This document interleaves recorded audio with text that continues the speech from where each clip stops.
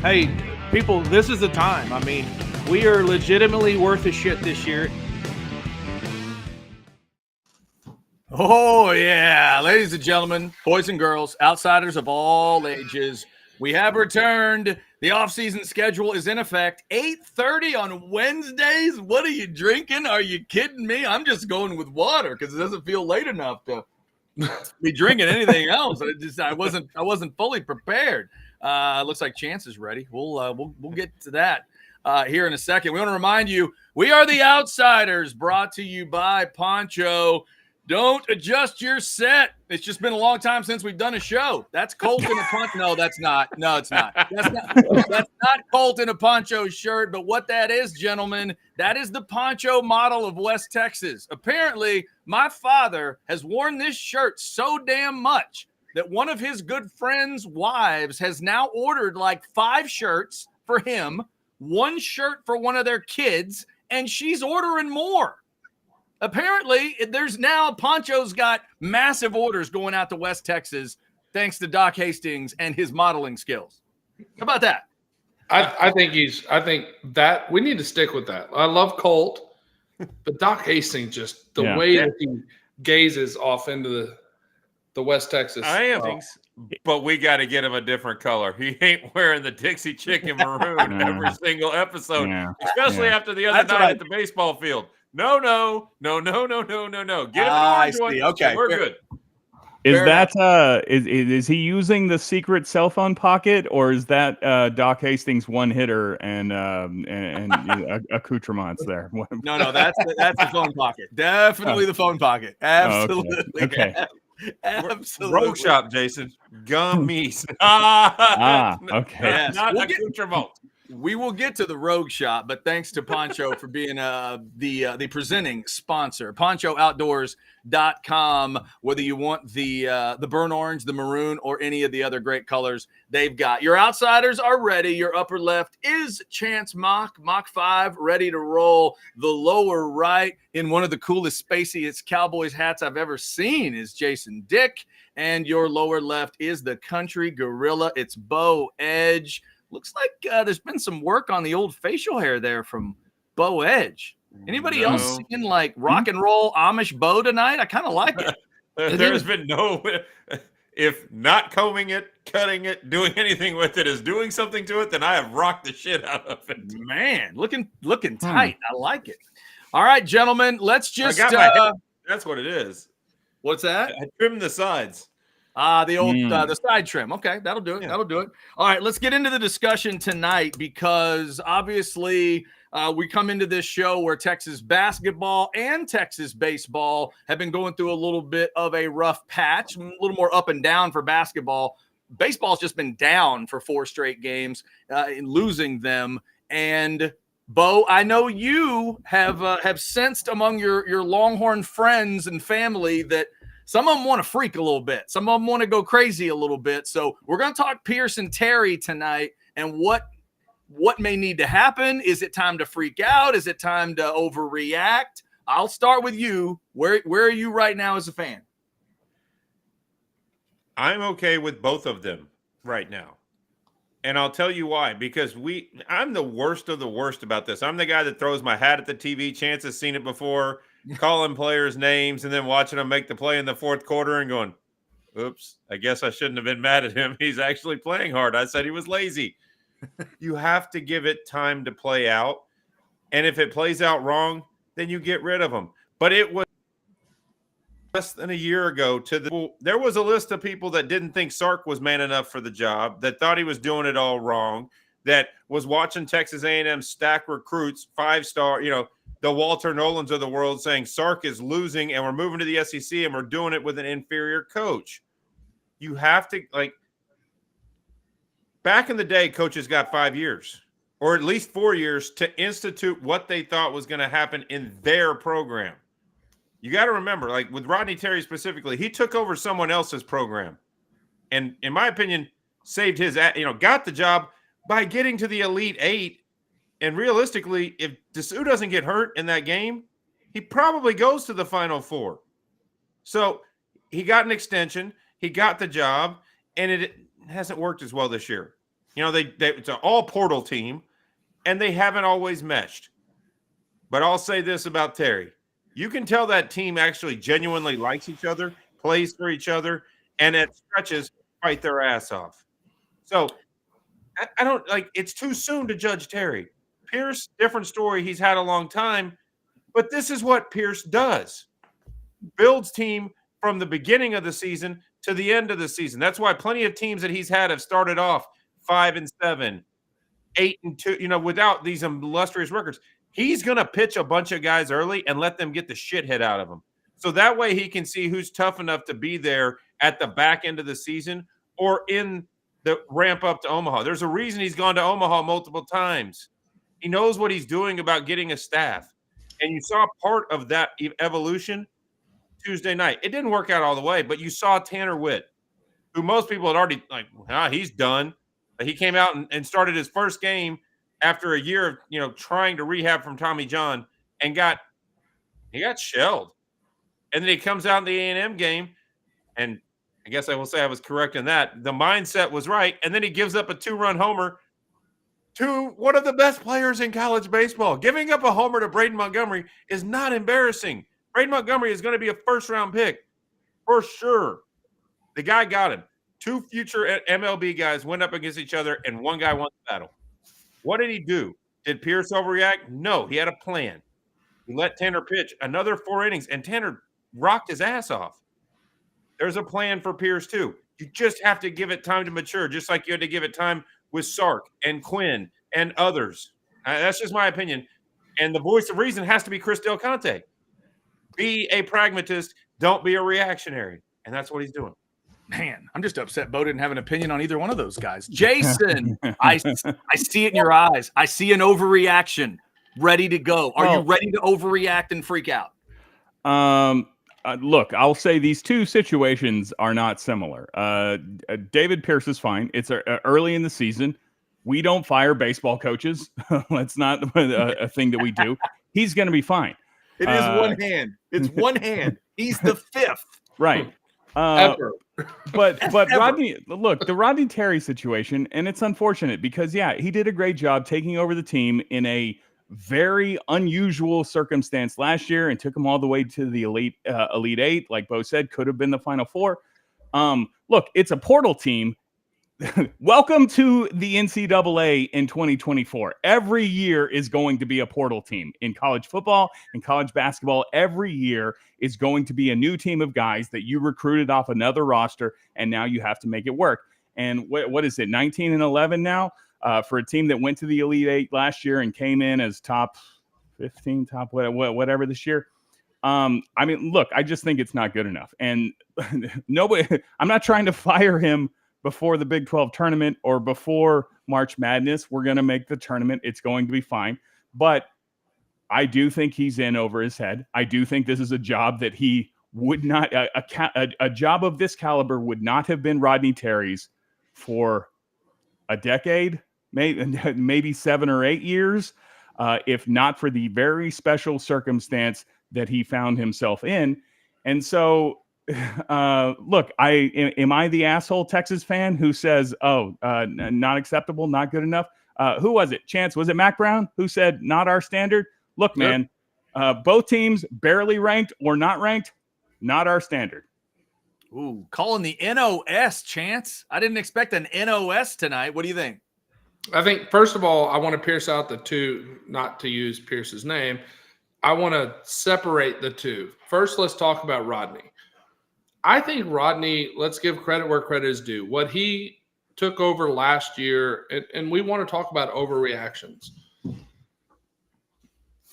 Last year, CDC was put in a really tough situation with Chris Beard. Hindsight's 2020. I think that should have played itself out a little bit more before. And I think Rodney stepped in and did a great job. However, don't think he's ready for it yet. I'm not going to get over my skis and say he can't, he shouldn't be here. I don't want to see him fired, whatever. I think the job's bigger than him. I don't want to hear anything about it's a portal team or anything else. Let's go back to the mid-90s all the way through the early 2000s when Kentucky was losing 5 players a year to the NBA draft. 5 players a year. And every year they didn't have transfer portal. They brought in freshmen and they won every time because Calipari did a great job. Like, that's what great coaches do. So I don't want to hear that. Like, this team does not perform to me to the level they're supposed to. They've had some great games this year, and that's fine. I know they love each other, and that's fine. So if you want to talk about talent evaluation, that's one thing. If you want to talk about the way the game is managed, that's another. There's a lot of things. I think the basketball program is chaos. Bo may disagree with me, and that's fine. Baseball, let's parse that out. Pierce is a guy with a plan. And I think if you look at what they were running Augie out early 2000s before he went and he had the Houston Streets and he had the Jeff Ontiverases and he had those guys and they made a run. Augie was on the hot seat. Pierce has made consistent runs to the Supers and to Omaha. He will be fine. He had 2 relievers that are hurt before the season ever freaking started. He's got a bunch of young guys in the lineup.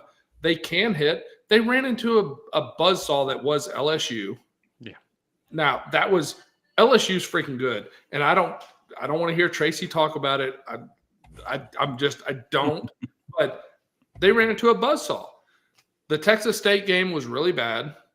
And it was followed up by a game against Vanderbilt that you're up 11-3 in the third. That was just a blown game. That was really bad.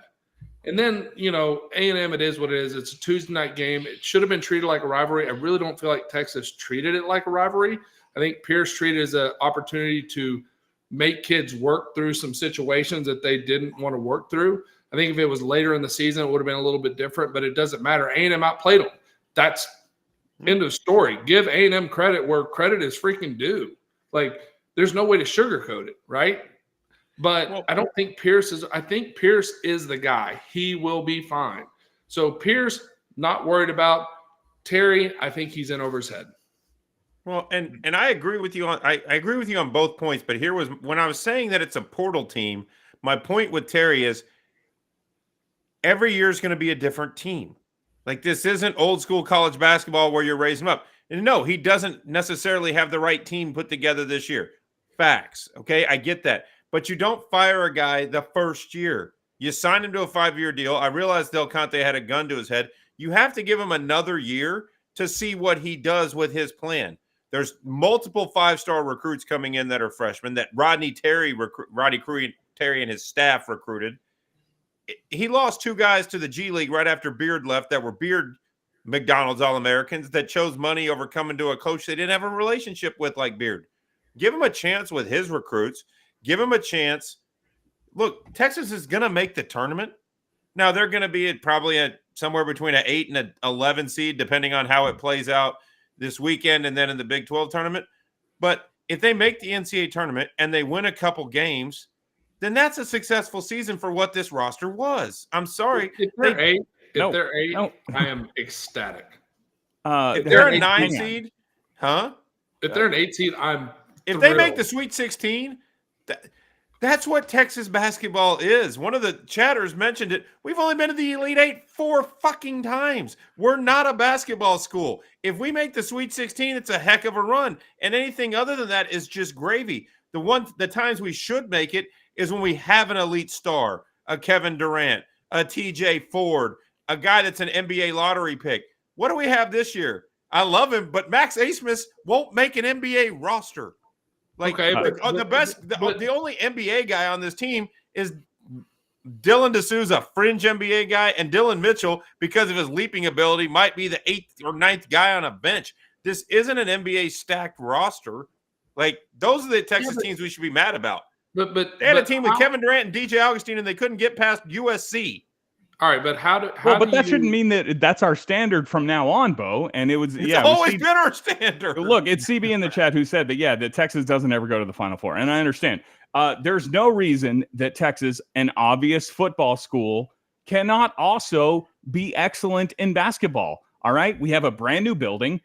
We have every institutional advantage you could possibly imagine to be great at basketball. So the idea, look, I agree. If they make it to the Sweet 16, then sure, you punted and played good field position on the season. But from the team that they had a year ago to what they had at the beginning of the season coming into this year, there's no way that saying being an 8 seed and winning one game in the tournament is acceptable. It is not our standard. And look, maybe I'm jaded because when I was in school, we did have TJ Ford. We did have PJ Tucker. We did have Brian Boddicker. We did have Jason Klotz. We did have James Thomas. We did have Royal Ivy. I mean, I'm just going down the list. These guys weren't all starters, and they were freaking good. Like, you can recruit to Texas. That's where I have a real problem is we have Houston and Dallas.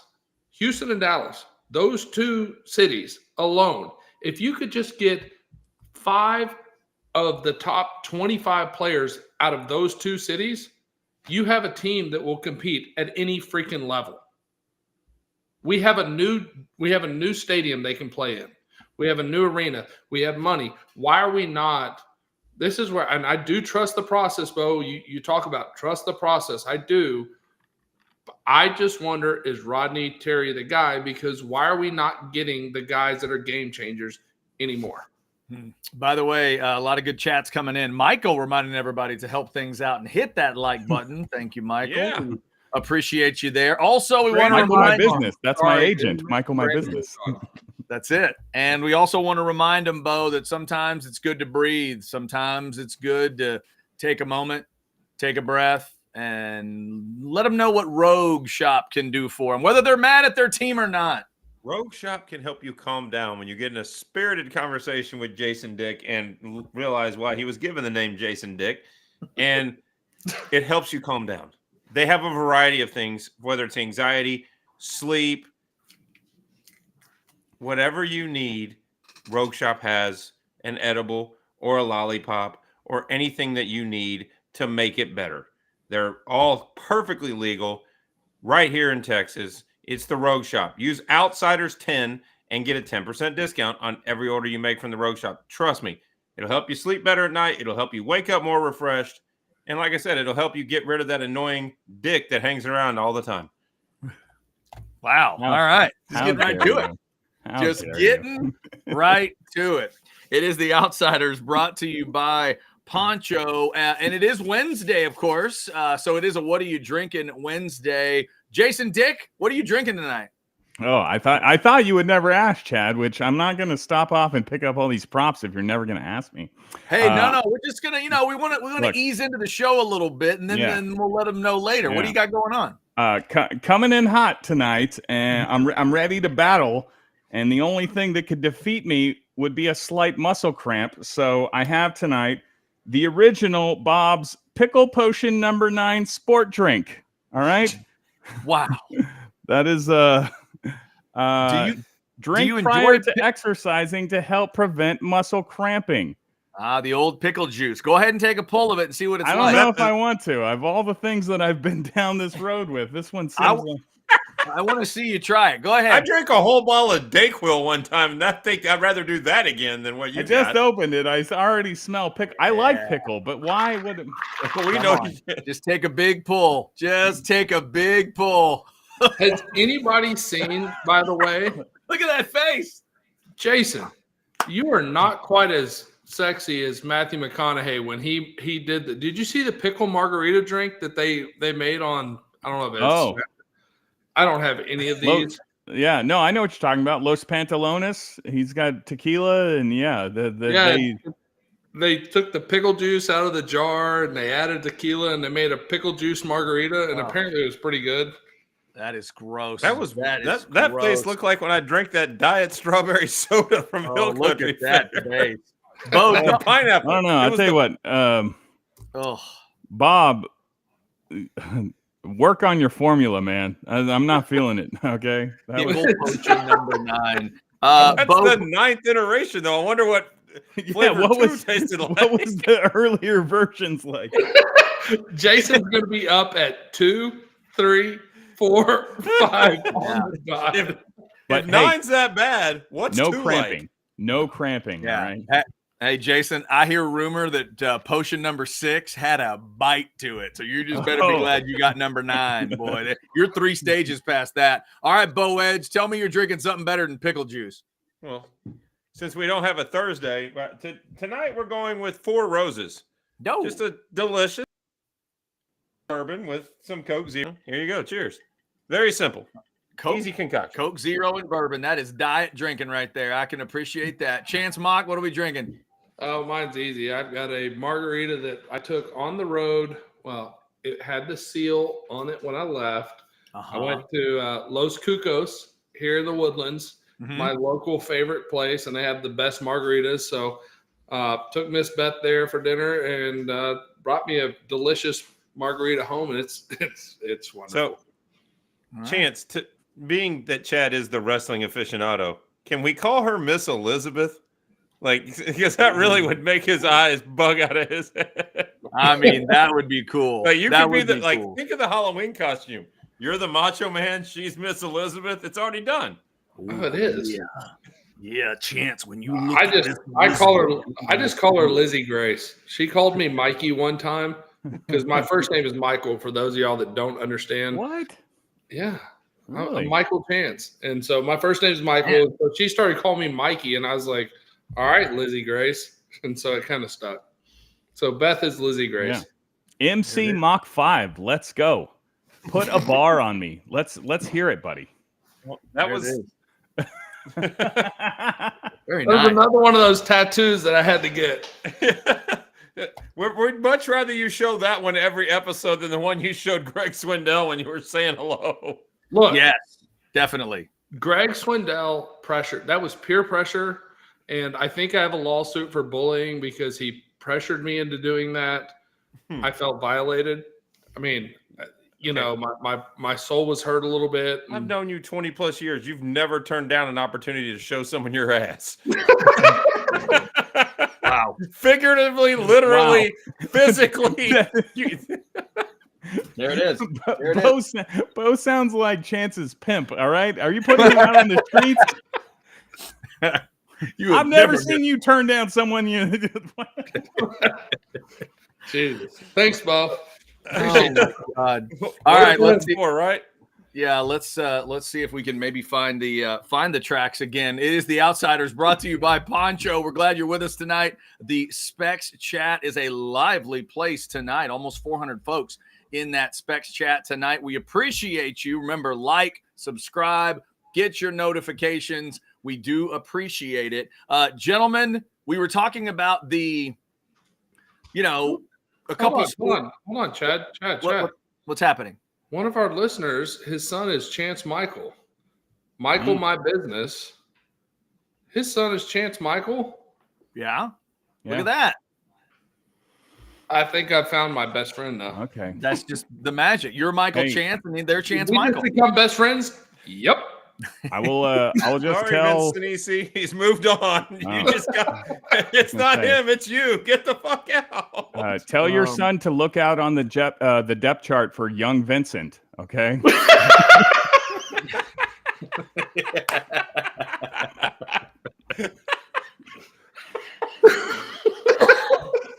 Wow. Yeah. Ladies and gentlemen, that's why he's here. Yeah. The voice of reason, Jason Dick. Man, oh man, That was fantastic. Yeah, that was solid. That was solid. Thanks to everybody in the chat. We've had multiple people throwing in the Ron Holland, AJ Johnson comments and things like that. That happened to basketball. It definitely did. It definitely did. And we were talking a little basketball. We're talking baseball. You know what, gentlemen? We need to talk a little football because Longhorns showed up at Indianapolis and went crazy. There's a lot of great performances. I can't think of one that I would consider bad. A couple guys were unable to go or didn't go through all the workouts. But my God, where do we start? Y'all want to start with the 4-2-1 or something else? Bo, Well, where do we start? I think we should start number one with the fact that Chase Daniels threw up the hook 'em on ESPN. I saw that. He did. He said, Texas owned this combine. I was like, damn, Chase. I mean, I knew you wanted to come to Texas, but the Missouri fans are not that excited about that. Well, the scary part is Texas your guys did really well in the combine. When Sark took the team to the Final Four, and now everybody's questioning his ability to coach because he didn't get that much out of guys like Worthy and Mitchell and Byron Murphy. No. Huh? And Sanders. Sanders had a lights out. Okay, go ahead with your. I'm going to come back to Sanders in a minute, Bo. I'm sorry. No, you're good. My point is, that's how good of a combine it was. Final Fours aren't good enough anymore for the Texas fan base. This goes to what we were talking about earlier, too. Expectations in people's minds are so out of control sometimes. Sark did a great job last year. He brought in these guys. Worthy was his only recruit in that first class right after Herman was bailed. Worthy was the guy that he took away from Michigan. And by the way, imagine Michigan was Xavier Worthy in that rotation. Michigan won the national title with no great receivers. Yeah. Imagine it with Xavier Worthy in that rotation. So Sark did the job. The players did the job. They came here, they developed, they got better. And listen to all their comments at the combine. Those players were mentioning other players on this roster that they think are up to the task. Like, this is the beginning of what could be great. When Worthy's being questioned, when Mitchell's being questioned, the first answer out of their mouth is Jonte Cook. When Sweat and Murphy are talking, the first answer out of their mouth is Alfred Collins. That's what you should take from this. It's going to be a great year. It was an incredible performance. Jason, what'd you make out of Xavier Worthy's 4.21? Were you watching live? Did you see it when it happened? He's fast. He's very fast, guys. I figured that out. Look, I immediately, as a cynical Texas fan, I saw Twitter exploding, everybody saying, oh my God, look at how awesome we are. And I was like, well, what does this really do for us? And the great Chad Hastings said to me on my podcast this week, by the way, side note, was expecting a retweet, Chad. No big deal. I realized I did put Dyke in the title of the episode. Maybe not your audience. Probably I asked for it there. My bad. But it is he made a great point that if Texas, this is the first step in a series of steps of developing a reputation where you are like the Georgia, Alabama, Ohio States of the world, where you become an NFL factory, where the players come to your school and you turn them into guys who kick ass and get drafted in the first round of the NFL. And based on what happened this weekend or over the last week, it went from maybe one or two guys in the first round to now we're talking about, could there be 3, 4, 5 Texas guys who are first round worthy?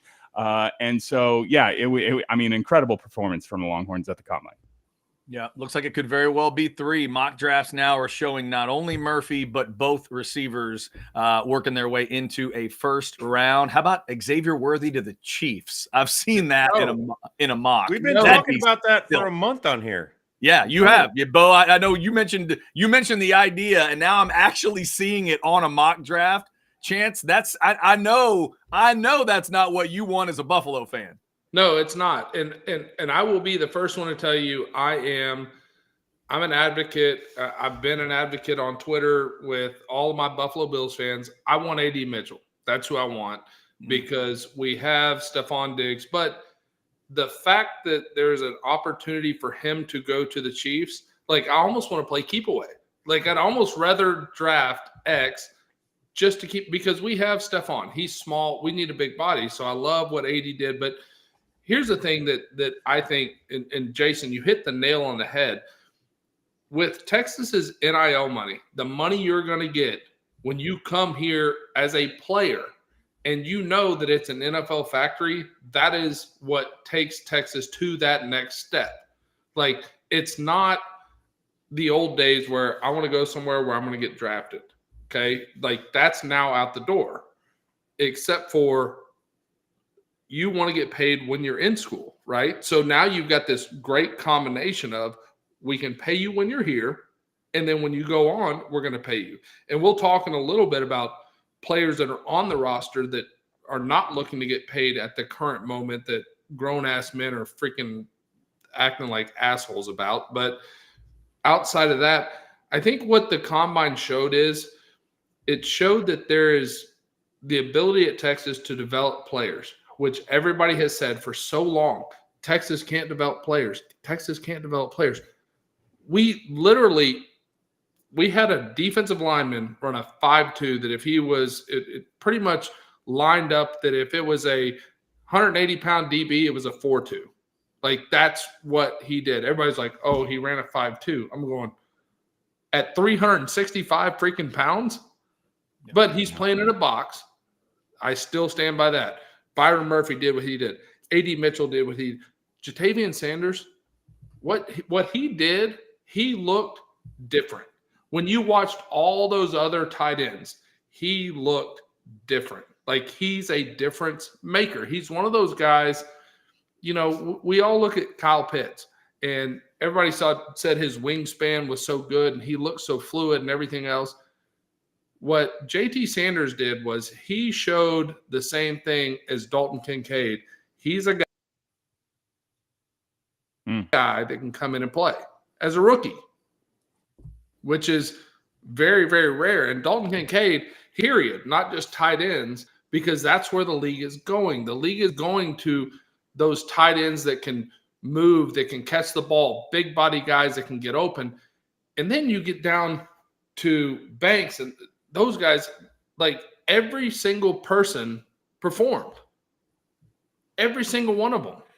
So let me piggyback off that point, Chance. The evolution of – y'all know I'm a big Sark guy, and I was before this year. This isn't like some new revelation that I like Steve Sarkisian as a football coach and think he's smarter than most guys in the room.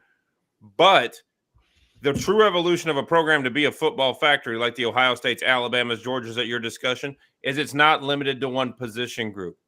And you look at what's next year's mock drafts. The Longhorns, there are 2 Longhorns for sure being projected in the first round, and they're at different positions than receiver or defensive tackle or even tight end with Sanders, who's not going to go in the first round, but probably will be a second-round pick, which is also a good sign. But now you have a quarterback moving up because Quinn Ewers is going to be projected in the first round. I know Jason thinks he shouldn't be drafted by the 7th round, but, you know, if he ended up a Cowboy, Jason would be happy as hell. But Quinn Ewers, Kelvin Banks will be a first-round pick based on how he's mocking right now and his performance. That's an offensive lineman, which hasn't happened in Texas history for a very long time. It used to happen, you know, somewhat often. We were pretty regular when I was playing. Yeah, but that's my point. It's not just one position. It's not just like, oh, they had 2 good receivers. Like, if it was just Mitchell and Worthy, it was just one really good class of talent, and that doesn't mean anything about the program. But now you're seeing different position groups move through it, and I think you'll see more. I think in 2 years, you'll see a defensive back from Texas go back in the first round, which hasn't happened in a very long time. You know, hello, Muhammad. But, you know, like, there are some things happening. The level of talent at the university is getting better every year, and that's what has to make you excited about the program. The Combine was great. You loved it for Worthy. You loved it for Mitchell. You love to watch these guys evolve, but the real evolution was seeing Texas not seen as a joke. Like, Texas was considered real. But, Bo, can I ask you this? Because you were on campus when I was, and it was at that point we were used to the first-round picks. Like, we expected it. Like, we were at practice with the guys during the season, and we're like, oh, you're a first-rounder. Like, we knew those guys were going to be first-round picks. Like, and there was multiple. It wasn't just like, oh, you're the first-round pick. It was like Casey Hampton, Sean Rogers, Leonard Davis, Quentin Jammer, Roy Williams. You know, like, we're just going down the list of going, these are first-round guys. Like, we know it, and everybody around them wanted to be that, so we fought to be in their position, right? Like, every day was a fight trying to keep up with their work ethic, keep up with what they're doing, and it raised the program level to a point where, you know, I still think the 2005 team is one of the best teams that's ever played football, period. I'd put them against anybody. Would they win? I don't know, but I'd put them on the field against anybody. I don't give a shit if it was any Alabama team, any Georgia team, whatever. I'll put them out on the ball field. And it was because those guys were on campus and you fought to be at their level, even if you weren't physically capable of being at that level, right?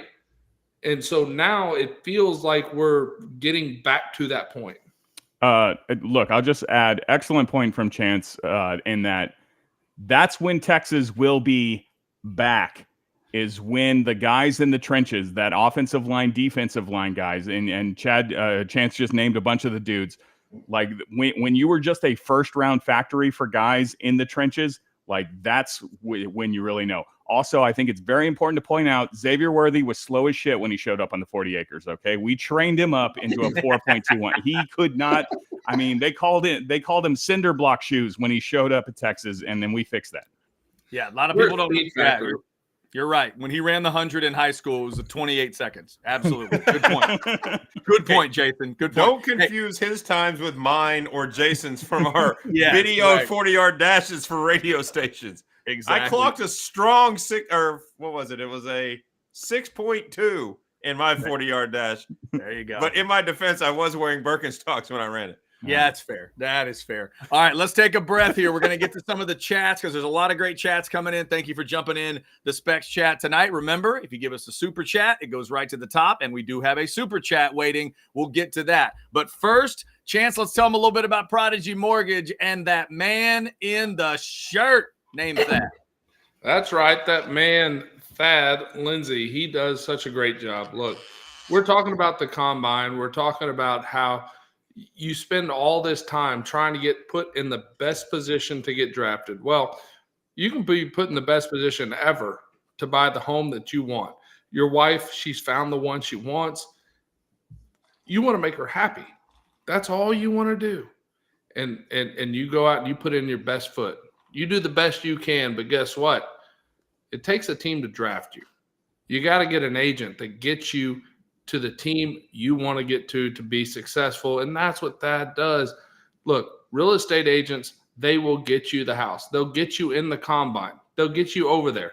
But guess what? You got to have an agent to get you drafted. That's our guy, Thad Lindsay. 281-772-6786 is his number. Scan that QR code right there because you need somebody to get you over the finish line.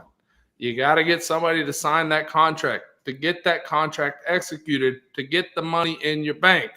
And the money in your bank is the house you want because you know what? The greatest investment you ever make is in real estate. And that's what Thad Lindsay does. Go check him out. Go get with his people. He will get it done. I guarantee you, I wouldn't say it if it wasn't true. I'm putting my name on it because these guys do a great job. I know Thad personally. He's a great guy. He will get it handled. I come from a family of real estate people. Okay? That's what I do. And guess what? He's the best. Give him a call. Thad Lindsay, Prodigy Mortgage, 281-772-6786.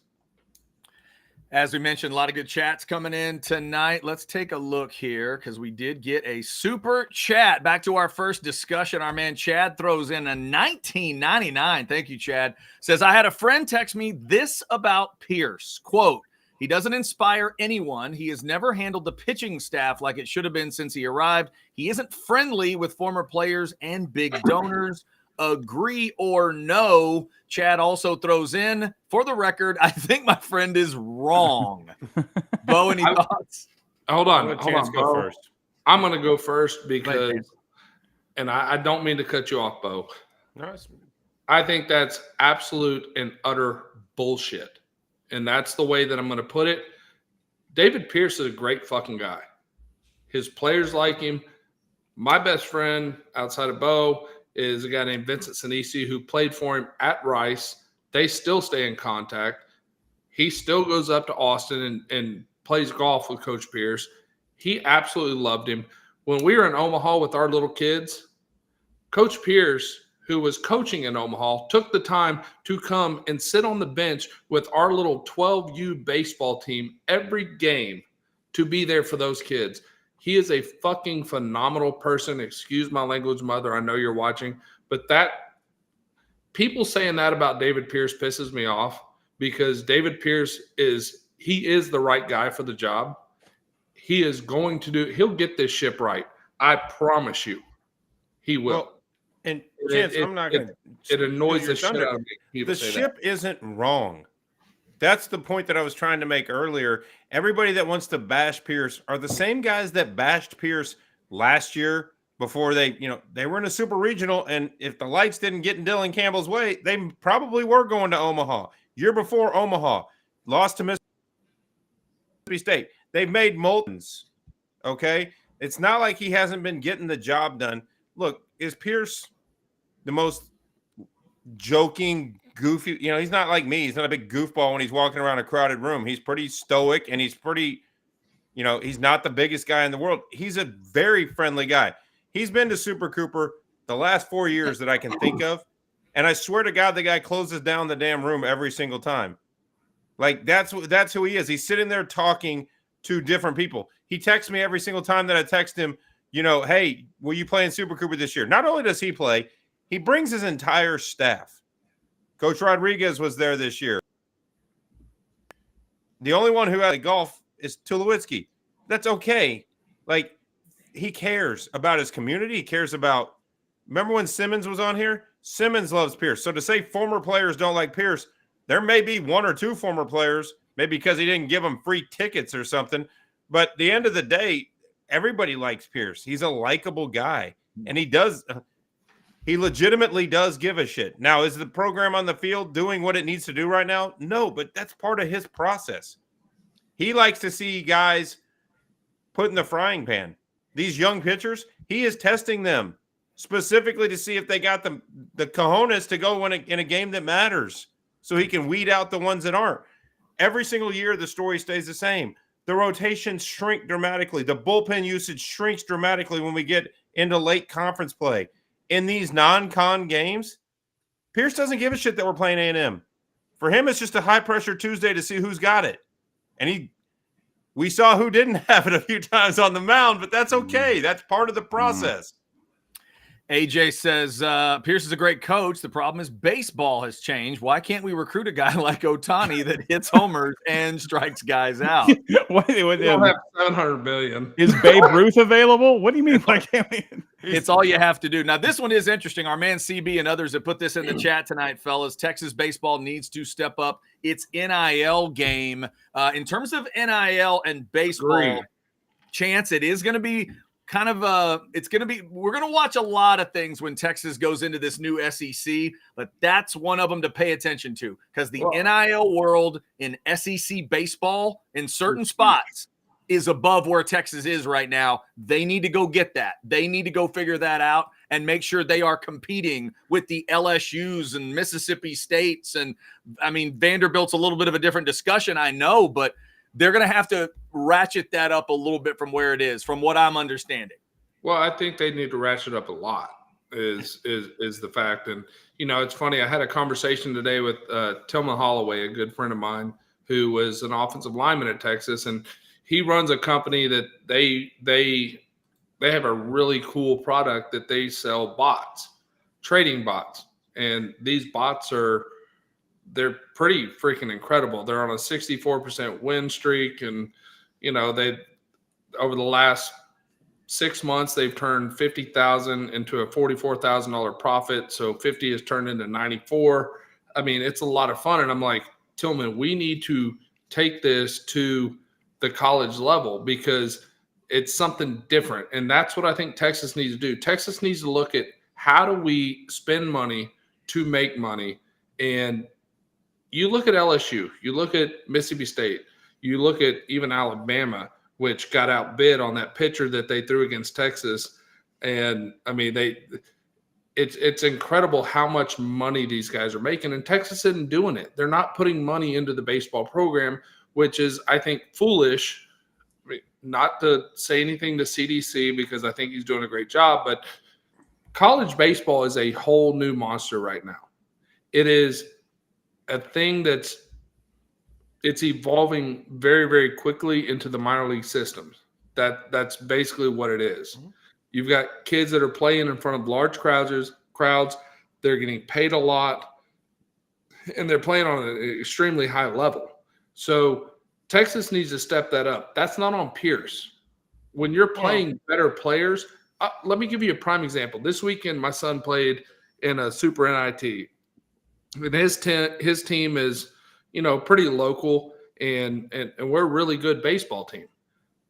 But we ran up against a team from Illinois, and this team is, on average, they're 14 years old. On average, they were 5'10", 185 pounds, and they were swinging drop 5 bats like a bunch of fucking pussies. Excuse my language. I apologize, mother. But, I told their coach that too. And you look at that and you're like, well, how do we compete with these kids? Well, guess what? Those kids are getting paid $3,000, $4,000 at 14 years old to play in a baseball tournament. And we're playing with local kids. So at some point, Texas has to realize we're in this game. We got to play this game. And you have the money, so let's do it. Well, that's where I wanted to jump in, because I'm not advertising for the Texas One Fund. I'm a member. I do contribute. It's not much, $20 a month. Hey, thank you. Whatever.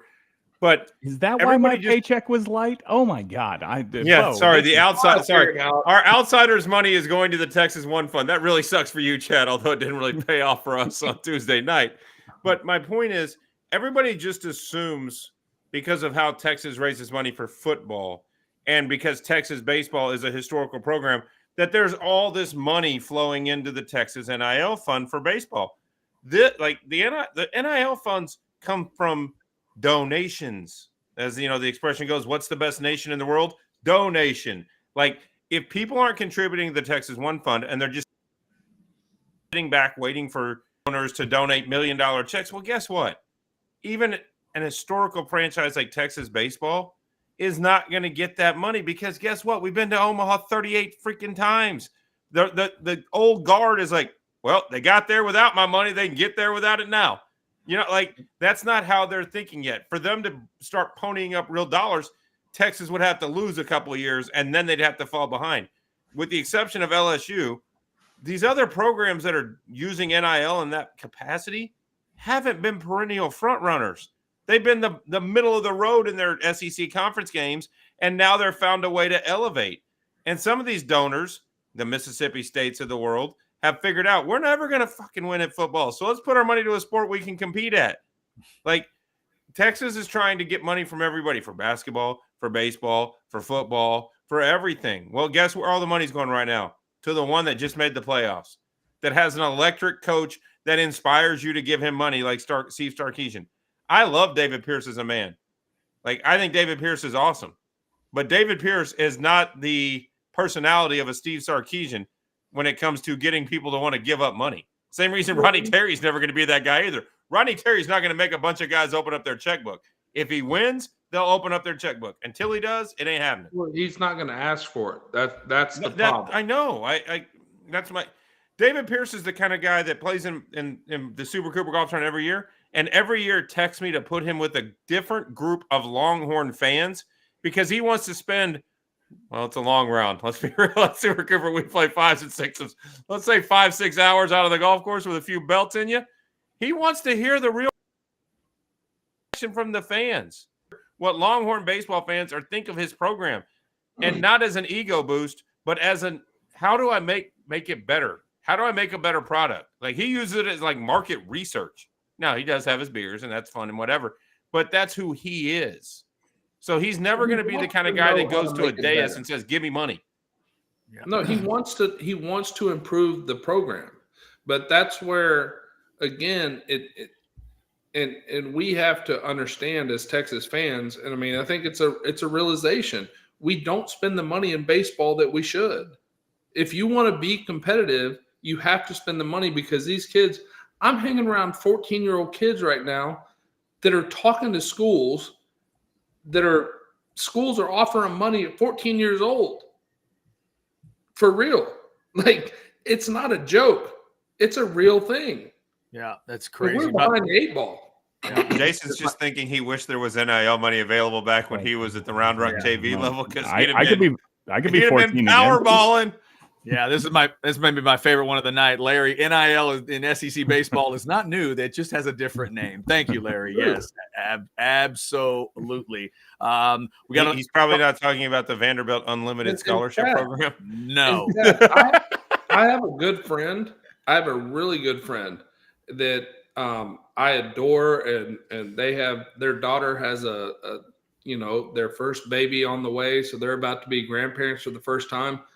They donate so much money to Mississippi State baseball, not to football, to baseball, because to Bo's point, they realized we can't make a difference in the football realm. We're getting our ass kicked. We can make a difference in baseball, and they're the number 2 donor for baseball. He actually has a freaking sign in Stark Vegas, hint, hint, that's what he does, and it makes a difference. And that's where Texas needs to find those guys that are interested in baseball, that are willing to put up money and go enjoy it.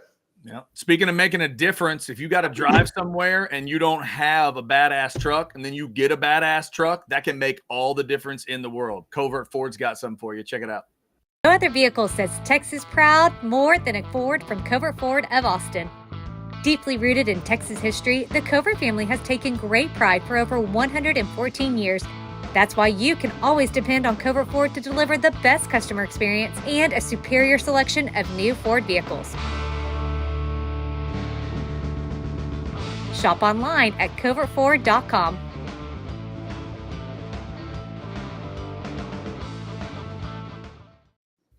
I wanted to clean off a couple of chats real quick. Our man Chad wanted to thank Chance for his comments about Coach Pierce. He says, that's what I try to tell my friends about Pierce, and they just keep piling on me. That's not what it says, Chad. Yeah, just piling on. Emojis can use words. Piling the emojis on is what that was. Doc Hastings has gone to bed. You can say the word. Yes. And shit. It is that, yes. Chris Bennett threw us a couple interesting ones, reminding everybody only 3 offensive linemen drafted for Texas since 2008. No first-round pick at offensive line since Mike Williams in the 2002 NFL draft. Kind of like what was being discussed earlier in terms of the interior stuff, but you can definitely feel a tide turning with these guys and what they were able to do. And I like this one, fellas, because I really want to see what's going to happen with this guy. Keelan Robinson tweeted he wasn't happy with his 40 time. He ran a 4.42, 33 on the vert, 10.5 on the broad jump. Fellas, I may just be the crazy, president of his fan club or whatever. I've always wanted a little more for him. I want to see more reps for him. I thought he had a nice combine. I think everything he did to me works in the NFL. And Bo, another guy you've been talking about all season long, Ryan Watts had a freaky combine. Ryan Watts got himself drafted. We literally joked on this show, why the hell is he leaving to go to the NFL draft to not get drafted? My God. And y'all know I've been president of the Ryan Watts fan club. He's 3 or 4. He's 3rd or 4th round. Since he came around and verbalized at the combine and his interviews and everything else you read, he has finally accepted the fact that he's going to have to play safety at the next level if he wants to be on a football field. He just doesn't have whatever the intangible is, the ball skills. Like, he's got the physical tools, but you watch the game against Washington. And yes, people are like, Michael Penix was throwing dots.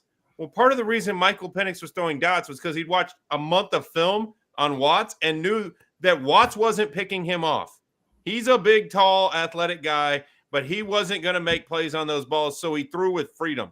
That freedom didn't exist when he threw against Michigan's corners. But Ryan Watts is a safety, and he's shown he can hit, he can tackle. Ryan Watts is a 6'3", freakish athletic safety, will be drafted. I think 3rd round's a little early, but I think he'll go in the 4th or the 5th, and whoever gets him is going to get a steal because him evolving at that position for a couple years could be magical. I'll tell you to be completely a homer. If he's around in the 4th round, the Bills sitting him next to Micah Hyde because we released Jordan Poyer today would be beautiful.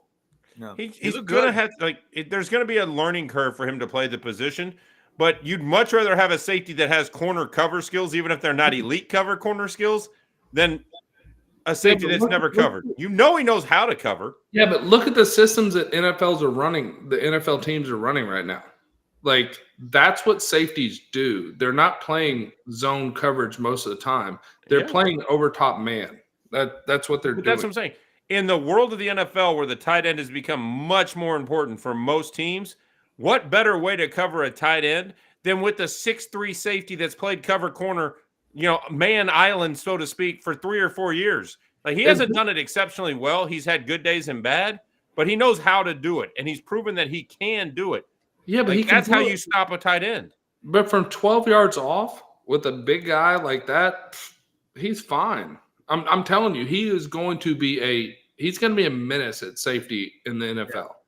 Somebody points out, Rep points out about the 3-cone drill that he had. If you look at the numbers, the guys his size at safety, I think Ketch went back and looked at there's over 2,000 guys maybe that went to the position at the combine. And in terms of that one drill, he's like top 10 ever that they've ever had of a guy that size running the drill. So, Rhett, it's a great point. And it's the same Ryan drill that the NFL Network was basically sucking off Romeo Dunze on TV because he kept running the same drill because he couldn't get it done. Like, he kept knocking the damn cone over, and it was his J.J. Watt in Hard Knocks moment where he was out practicing by himself because it looks good on tape. I mean, I'm sure he really wanted to do it, but it looks good. But he did the drill, and he did it better.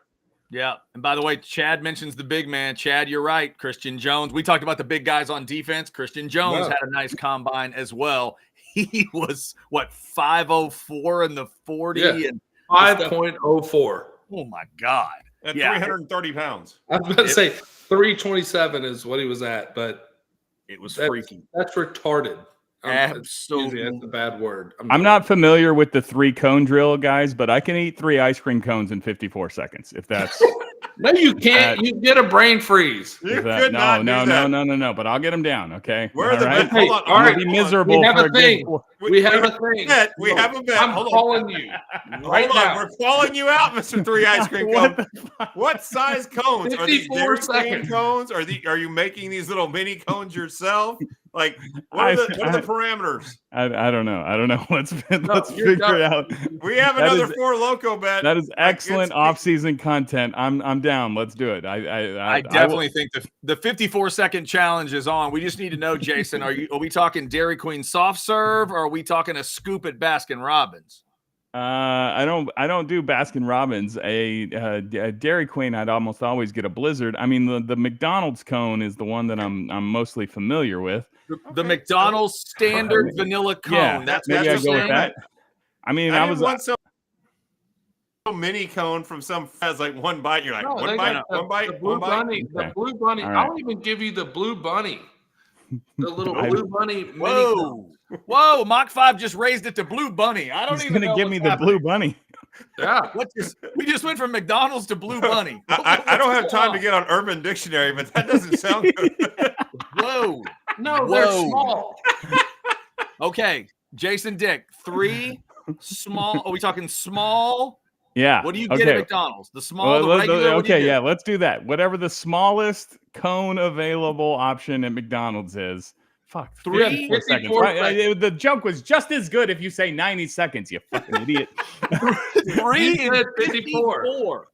Okay. Very specific. It's like you've done this before. It really was. It really All right, was. so hold on. specific. Let's negotiate this, Chad. If he cannot do that, if he can eat the 3 cones, then you have to drink a whole moon mist on his show.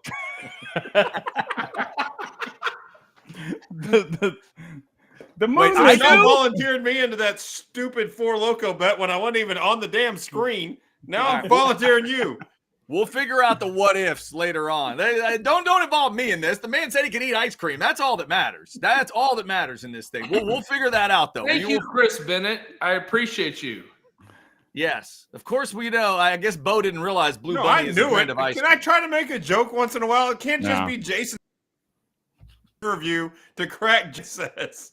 Like, he set it up so well. I Oh don't my know God. about that. All Blue right, Bunny we do- sounds like something you get at Rogue Shop. All right, I don't know the. I hope that the Blue Bunny is good. Remember, 2 Blue Bunnies, but you got to space them out. You can't do it within 20 minutes of each Well, other. That's not good. The only question is, Chad, does Cameron Poe have an issue with Blue Bunny? Because I know you're dying to go there. Got it. Wow. I have no. I really wish I knew that reference. I'm gonna Hold assume on, you that know was. Nicolas Cage in Con Air with the bunny? Oh, that's yes. I'm sorry. Sorry. Sorry. You've used the quote before. Well done. Sorry. Well done. It just Put skipped the my bunny mind. down. Put down the bunny. Hello, hummingbird. Okay. All right. My bad. Jason's at a loss now, and you're usually the movie guy. We have now officially driven Chance off of the show for a couple of seconds. That's interesting. Jason Dick, before we get a Dick move of the week, why don't you tell everybody where you love to play golf, sir? Yeah.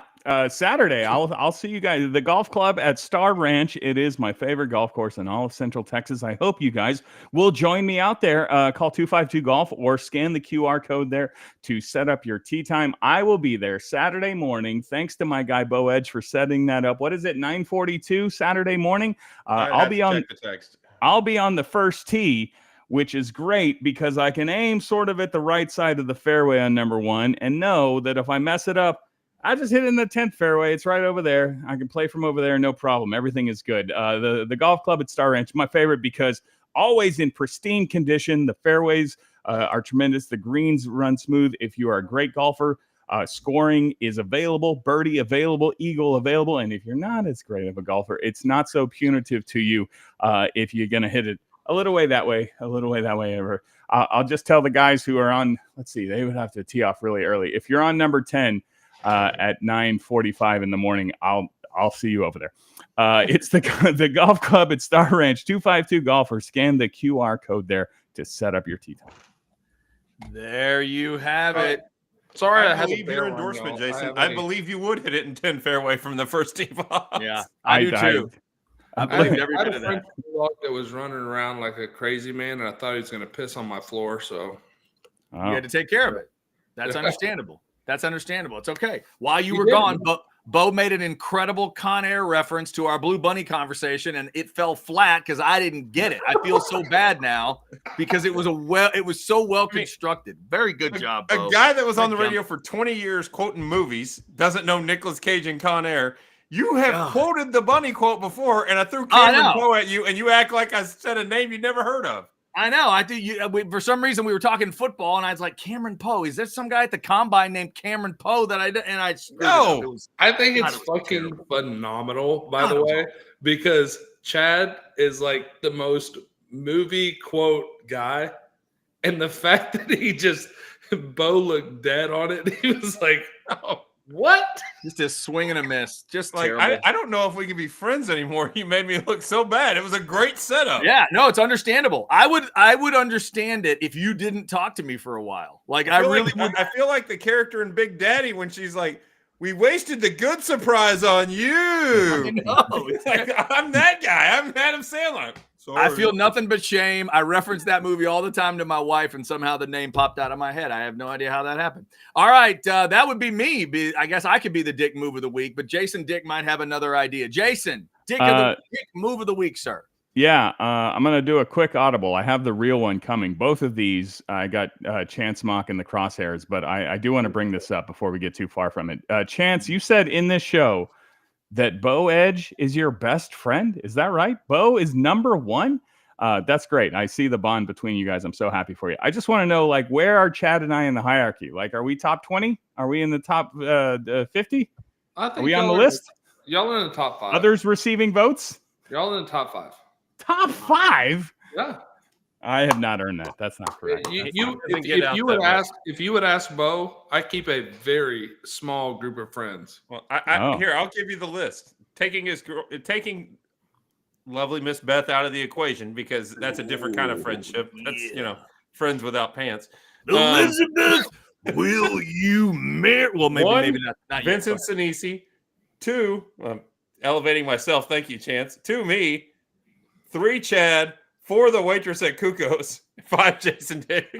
Oh, I got to be number 5, huh? I'm behind. You know what, Bo? Dick move, man. Dick move. Hey, okay. And Chance is looking at me like, yeah, you're kind of right there, sir. All right. If you know Chance, you know that his third best friend in the world is whoever the waitress serving him at whatever bar and establishment he's at, because he will talk their ear off the entire night. The real Dick move of the week. I want to talk for a moment, ladies and gentlemen, about Caitlin Clark, point guard for the Iowa Hawkeyes, who this week became the NCAA's all-time leading scorer, men or women. She is an incredible basketball player. She is, if you remove all of the football players who are going to the NFL, she is the most important college athlete going today. All right. She is number one. And what do you find if you open up the Twitter machine? You find a bunch of small dick keyboard warriors who are talking about, actually, Pete Maravich, he did it in 3 years with no three-point line, so I don't really count this as the record. All right, that's not really she's not the all-time leading scorer. Look, she's incredible. She's a badass. Let's celebrate this. She's gonna be the one who makes the WNBA. And fans of Jason Dick know I've been waiting for the WNBA to pop for 25 years, guys. Okay, I've been waiting on it. All right, she is going to be the one that takes the WNBA from here to here. All right. So those of you, Chance Mock, who want to say that this is not the record, that she's not the all-time NCAA all-time leading scorer, dick move, man. Dick move. Chance Mock, your thoughts? Hold on. Are you saying on the air that Caitlin Clark is taking you from 6 to midnight? Is that what you're saying? Hey. You went from here. I'm gonna tell you, I like some thick eyebrows, man. All right, I fucking get down. I'll tell you, I'm calling bullshit on your little dick move because Pistol Pete Maravich was the greatest ever. I don't give a fuck what anybody said. The record stood for 54 years. He didn't have a three-point line. Where does Caitlin Clark's most of her shots come from? Stop. Like, she is phenomenal, and I don't want to take anything away from Caitlin Clark. She is not Pistol Pete.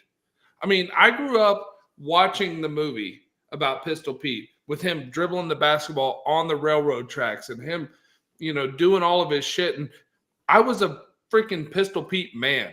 Like, that was the only reason I had interest in basketball other than Michael Jordan, because everybody loved Michael Jordan in the 80s and 90s. That's what we did. But outside of Michael Jordan, Pistol Pete was the only reason I was on the basketball team. And I don't want to take away from what she's done, but Pistol Pete would have had 60,000 points if he had a three-point line. Like, it's ridiculous to even put the two in the same conversation. I think it's a dumb comparison. I think you meant 60,000 would be a lot. 60,000 would be a lot. Chance, I've always thought it's a little weird that sometimes in the men's and women's sports, and usually it's basketball, because they would, the softball, baseball thing doesn't usually compute, I guess. But the basketball stuff, they like to combine them in weird moments. When coaches get a lot of wins, they'll combine them. And then points, sometimes they'll combine here. I think it's incredible that the record stood that long for Pete. 3 years and no three-point line. That's 3 years. He did it in 3 years with no three-point line. I think the fact that it's lasted 54 years is more of an indictment on the men's game, that nobody has ever chased him down. Nobody stays long enough. Nobody scores enough. What's interesting to me on the women's side of it, it's that none of the other greats we've seen on the women's side have challenged it either. That a Taurasi or a Bird or a Holtzclaw or Leslie none of them did. That's Taurasi crazy. was the one that popped up in my head that I was like, I'm surprised she didn't even threaten it.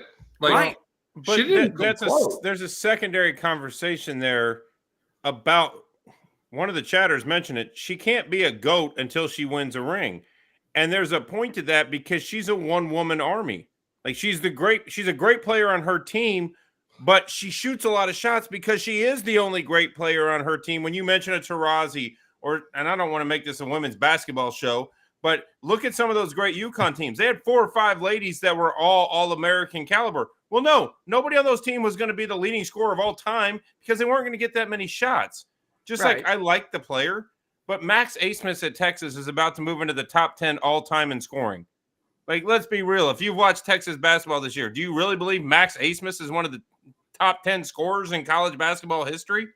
No. Right. I mean, he played a lot of years at Oral Roberts, chunking up shots as the skinniest kid at Fat Man Camp. So he got a lot more opportunities because he was the best player on Oral Roberts. And he's a good player, and he may break into the NBA, and I hope he does. But there's something to be said that she's a great player, on a team that would be nothing without her. So Sure. she gets Well, I more mean, shots. I honestly don't know. Did Pistol Pete's team win the title? No, they weren't good. Right. I mean, that's, like you said, that's kind of what those players become. All right, so let's make this a thing. You have one. You can pick one to go to either Texas women's basketball or Texas men's basketball. Do you take Pistol Pete and put him on the men's basketball team, or do you take Caitlin and put her on the women's basketball team? Which one would you rather have? Well, I think right now you could put Caitlin Clark on this iteration of Texas women's basketball. They won a national title. Yeah. I'll take the title. I might put her on the men's basketball team. Well, we've already established we don't know if Rodney Terry has the coaching chops to handle Pete Maravich. So. Well, I mean, answer it realistically, and then you get the question of who, or you get the answer to who's the best. Actually, Chance, if you're saying I get to put Pistol Pete in any era, I can put him in this era. Yeah, I think watching his mind expand to the idea where I go, hey, Pete, if you shoot from right here, they're going to give you 3. And then just watch his eyes bug out of his head and all the shots he would put up. I think I would want to see Pistol Pete. No, absolutely. He'd be Steph Curry. If that's where he knew he had to take a shot, the dude would take 1,000 shots every day at practice to make sure he was the best at doing it. And he would be the best at it. That's what he was. He was the best. I've watched. I think it's a damn shame that he loses his record to, and I don't think it's a shame that he loses it to her because she's a phenomenal player. I just think it's bullshit because I think Pistol Pete is in a league of his own. You think it's bullshit because she shouldn't be able to do it? Like, do you think they should just keep everything separate, or you think it's bullshit because anybody passed him? No, I think it's bullshit because he didn't have the opportunity because, as you just mentioned, if you put him in today's era where there's a three-point line, he would be the best three-point shooter there is.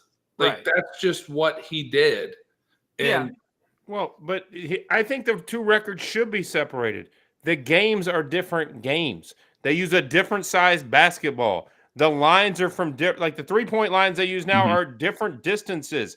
Women's basketball plays with quarters. Men's basketball plays in halves. The rotations are different. You're not like the records are different. If the rules of the game are different. They have different private parts as well. I'm pretty positive. I knew it. I could feel it. I could feel it coming, boys. Look. Hold on. I'm not going to say it. I'll just once I'm going to catch his arm and I'm going to keep my mouth. Chance, you're mostly right, but it shouldn't even better than Steph. I'm just saying it shouldn't even be a conversation because it is two different sports. Okay. Yes, they both have the name basketball in the sport, but like we should not compare them against each other.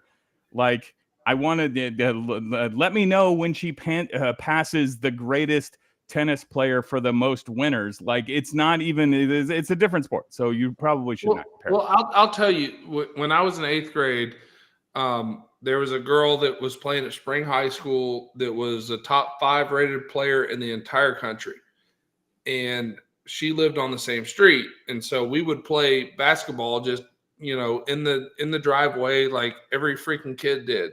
She was a top 5 player in the state, and I was in 8th grade, and I would play with her, and we would hang. Like I'd win some, she'd win some, whatever. She was a senior. I was in 8th grade. Okay, she was phenomenal. Yeah. I mean, and she went on to do great things, and I don't want to mention her name because I don't know what she's doing right now, and I don't want to throw anybody under the bus. But you just called her a cougar back then, right, Chance? That was sorry. I'm sorry. That one was out of line. My point being in the sexes when it comes to sports, just because of the genetics, it's not that one is better than the other physically. It's just a physical genetical thing. And so Pistol Pete, I'm sorry. I'm a Pistol Pete fan. I don't want to go too far down the rabbit hole of sexes and everything else. I think that's something we stay away from on this show. But The fact of the matter is, if I'm in 8th grade and I'm not even a basketball player and I can play with a top 5 player in the state that's a senior, that says something. If you're just tuning in to The Outsiders, tonight we have learned men and women have different private parts. No. Sometimes. And it's all genetical. It's all genetical at the end of the and day. that you don't know who Cameron Poe is, which is and that I forgot who Cameron Poe was for that long because I'm an you idiot. have his. I mean, it's terrible. Like when I'm making my friend list, you were much higher up the list than now. And now I'm dropping. I'm plummeting. There's no there's Chance no is going to be like Chance won't be number 1 because I'm his number 2. So Chance can be number 2 on my list. Chad, you were at 3, but Jason, you just got elevated into the top 5. Chad's out. I'm like 10. Even though I really don't hang out with you other than in card houses and once in a while on a golf course. Yeah, that's where friends should hang out. So it's okay. Yeah, terrible. And by the way, for the record, Jason, to the Caitlin Clark conversation, she did pass the all-time leader on the women's side along the way, and that was Lynette Woodard, I believe is her name, played at Kansas back in the day. That record had been around for a long time as well. Imagine this stupid shit, because I saw it on ESPN. She passed the record like 2 weeks ago for the legitimate NCAA one. Lynette Woodard wasn't given credit because women's basketball wasn't considered legitimate until 1971. So she played at a Division I school in a legitimate conference, but Lynette Woodard wasn't the record holder because the NCAA didn't make it official until 71. Yeah. So Clark, she just keeps chalking up records. Yeah. Yeah, look, guys, you're right. I got Lynette Woodard just thinking about Caitlin Clark's eyebrows. All right. That's wow. That's just and by the way, can I tell you, Caitlin Clark, your girlfriend doesn't watch this show, does she, Jason? No, she would never make it this long. That's for sure. Okay, I could never say that. Because I was going to say, if you keep going, your chances of relations for the next month are at 0. I would never do that in the first 10 minutes. Okay, but she'll never make it this deep. You guys don't tell her. All right. I don't have her phone number, so you're safe. Man, all right. There's only one thing, Bo, that I can think of right now, and that's Windows. That's the only thing in my head right now, for some reason, is Windows. Tell the people about the Windows. Would you do that, please? Well, first I'm going to tell them about the individual that's jumping you on my friends list. Not just Jason moving into the top 5. Brian Haley, one of my good friends. I've actually used him to get windows long, long ago on a house that I was renovating. He's the guy. 512-987-8393. That's 987-8393. You can scan the QR code on your screen. They are an expert window company here in Austin, San Antonio, Dallas, Fort Worth. Replace your windows, whether you got new construction, thermal break, aluminum windows, wood windows, sliding patio doors. They do the installation. They do the delivery. They can make your home more comfortable, energy efficient with the double pane low E glass. Just go to TexanWindows.com, and when you call them, ask for Brian Haley. I promise you'll be happier as soon as you meet him. It's Texan Windows. All right. It is The Outsiders, brought to you by Poncho. We had the dick move of the week. I feel like, Chance, you mentioned Arch earlier. We know that he's Jason's breakout player of every year. So do we need to talk a little Arch Manning tonight? Because, Arch said he's not going to opt into the video game. Is that what you wanted to get into a little bit, Jason? Yeah, that was my only Arch Manning saying, I don't want to be in EA Sports, NCAA 2020, whatever. Big deal, little deal, no deal. What do you think? I think it's a nothing deal. Personally, I think it's not a fucking thing at all. I think it's the smartest move by Arch Manning that he could ever do, because how much bullshit would you see on Twitter of people coming out and being like, I subbed Arch in on NCAA 25 and we won a national championship. And it's bullshit. He is so much farther past that. He has already said, number one, that he's not accepting money until he's a starter. That's one thing. Number two, who gives a fuck? It's a video game. And he's beyond that. Chance, the one little detail I heard I hadn't thought of right away, but this is once he opts in, they could put him on the cover, and the distraction that creates is wild, and he can't choose that at that point. Once he opts in, they can do a lot of things with that image. Maybe he and the family are trying to stay away from that. Even if deep down he's thinking, look, I think I'm going to go win this job. He may be thinking that. But to try to minimize distraction ahead of time, maybe that's why you do it. That's what I'm saying. I don't think he even thought about it. I really don't. I think when the news broke that there was a game, Cooper, Archie, Peyton, Eli were like, we're not doing this. And he was like, okay. He doesn't care. What does it matter?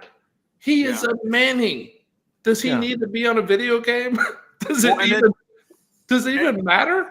And Jason, you tell me when you're saying big deal or little deal or whatever. I'll admit I'm not going to be standing in line to go buy that game either way. It's the video gamers that are upset, right? The video game Texas and college football fans, they wanted to be able to play with Arch Manning. Now they can't. It is. You're damn right they can. My son plays all these video games. I know nothing about the video games, but I know you can build your own player. If you want to have Arch Manning, you can build your own player. My son has a guy that in MLB The Show is 6'8", 380 pounds with a pink mohawk, and all he does is hit homers every damn pitch. Hold on. Like the guy runs a 4.40 at 6'8", 380 or whatever. Like you can do whatever you want. It's fake. Bo, hold on. I have to tell you all this.